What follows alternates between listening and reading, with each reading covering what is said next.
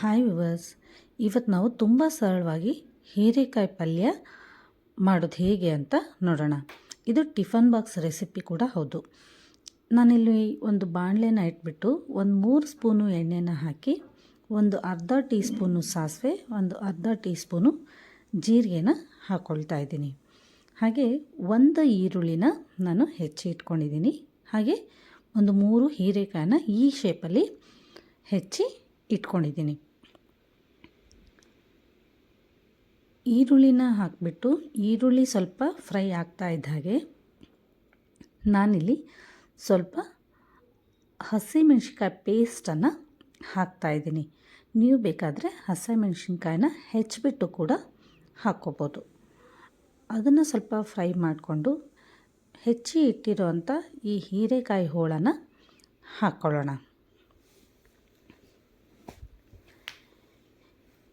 ಇದು ಸ್ವಲ್ಪ ಫ್ರೈ ಮಾಡಿಬಿಟ್ಟು ಇದಕ್ಕೆ 2 ಸ್ಪೂನಷ್ಟು ಗುರಳ್ಳು ಪುಡಿನ ಅಂದರೆ ಹುಚ್ಚೆಳ್ಳು ಪುಡಿನ, ಹಾಗೆ 2 ಸ್ಪೂನಷ್ಟು ಶೇಂಗಾ ಪುಡಿನ ಹಾಕ್ಕೊಳ್ತಾ ಇದ್ದೀನಿ.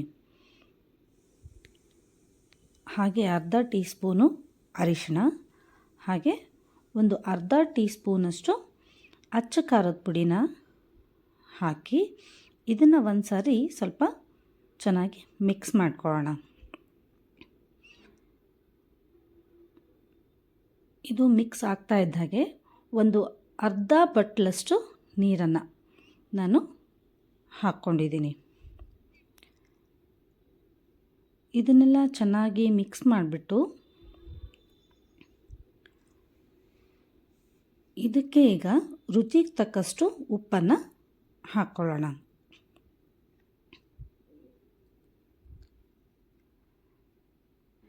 ಸ್ವಲ್ಪ ಬೆಲ್ಲ ಕೂಡ ಹಾಕ್ತಾಯಿದ್ದೀನಿ. ಇದೆಲ್ಲವೂ ಆದಮೇಲೆ ಇದನ್ನು ಒಂದು 10ರಿಂದ 15 ನಿಮಿಷ ಬೇಯೋದಕ್ಕೆ ಬಿಡಬೇಕು. ಮಧ್ಯ ನೀವು ಲಿಡ್ಡನ್ನು ಓಪನ್ ಮಾಡಿ ಸ್ವಲ್ಪ ಇದನ್ನು ಮಿಕ್ಸ್ ಮಾಡ್ತಾ ಇರಬೇಕು. ಹೀರೆಕಾಯಿ ತುಂಬ ಬೆಂದು ಹೋಗಬೇಕು ಅಂತ ಏನೂ ಇಲ್ಲ, ತೀರಾ ಗಟ್ಟಿಯಾಗಿಯೂ ಇರಬಾರ್ದು, ತೀರಾ ಬೆಂದುಕೊಳ್ಬಾರ್ದು. ಆ ರೀತಿ ಆದರೆ ಸಾಕು. ಈಗ ನಾನು ಗ್ಯಾಸನ್ನು ಆಫ್ ಮಾಡಿ ಹೆಚ್ಚಿಟ್ಟಂಥ ಕೊತ್ತಂಬರಿನ ಹಾಕಿದ್ದೀನಿ. ಈ ಪಲ್ಯ ರೆಡಿಯಾಗಿದೆ. ಇಲ್ಲಿ ನಾನು ಮಾವಿನ ಹಣ್ಣನ್ನು ಹೆಚ್ಚಿ ನನ್ನ ಮಗಳ ಬಾಕ್ಸ್ಗೆ ಹಾಕಿಟ್ಟಿದ್ದೀನಿ. ಹಾಗೆ ಈ ಹೀರೆಕಾಯಿ ಪಲ್ಯನ ಬಾಕ್ಸ್ಗೆ ಹಾಕ್ತಾಯಿದ್ದೀನಿ. ನೀವು ಕೂಡ ಒಂದು ಸಾರಿ ಈ ಥರ ಹೀರೆಕಾಯಿ ಪಲ್ಯನ ಟ್ರೈ ಮಾಡಿ ನೋಡಿ, ತುಂಬ ಚೆನ್ನಾಗಿರುತ್ತೆ. ದಿಢೀರಂತ ಯಾರಾದರೂ ಗೆಸ್ಟ್ ಬಂದಾಗ ಅಥವಾ ನಾವೇ ಚಪಾತಿ ರೊಟ್ಟಿ ಜೊತೆ ಏನಾದರೂ ಮಾಡ್ಕೋಬೇಕು ಅಂದಾಗ ಈ ರೀತಿ ಮಾಡಿಕೊಂಡ್ರೆ ಆಯಿತು. ನಾನು ಇಲ್ಲಿ ಮಲ್ಟಿಗ್ರೇನ್ ಚಪಾತಿನ ಮಾಡಿದ್ದೀನಿ. ನನ್ನ ಮಗಳ ಬಾಕ್ಸ್ಗೆ ಲಂಚ್ಗೆ ನಾನು ಚಪಾತಿ ಪಲ್ಯ, ಹಾಗೆ ಈ ಬ್ರೇಕ್ಫಾಸ್ಟಿಗೆ ಅವಳಿಗೆ ಹಣ್ಣನ್ನು ಇಟ್ಬಿಟ್ಟು ಕಳಿಸ್ತಾ ಇದ್ದೀನಿ. ಮಕ್ಕಳಿಗೆ ಒಂದು ಫ್ರೂಟ್ಸ್ನ ದಿನಾಲೂ ಕೊಡೋದು ಆರೋಗ್ಯಕ್ಕೆ ಒಳ್ಳೆಯದು ಅಂತಾರೆ. ಹಾಗೆ ಲಂಚ್ಗೆ ನಾವು ಈ ಪಡ್ಡು, ಇಡ್ಲಿ ಈ ಥರದ್ದನ್ನೆಲ್ಲ ಇಟ್ಟರೆ ಮಕ್ಕಳಿಗೆ ತಿನ್ನೋದಕ್ಕೆ ಆಗಲ್ಲ.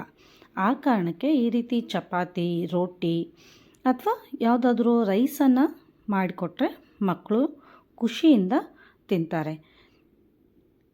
ನಿಮಗೆ ನಾನು ಹಾಕಿರೋ ವಿಡಿಯೋ ಇಷ್ಟ ಆದರೆ ಕಮೆಂಟ್ ಮಾಡಿ ತಿಳಿಸಿ. ಹಾಗೆ ನೀವು ಒಂದು ಸಾರಿ ಈ ಥರ ಪಲ್ಯನ ಮಾಡಿ ಟ್ರೈ ಮಾಡಿ ನೋಡಿ. Thank you.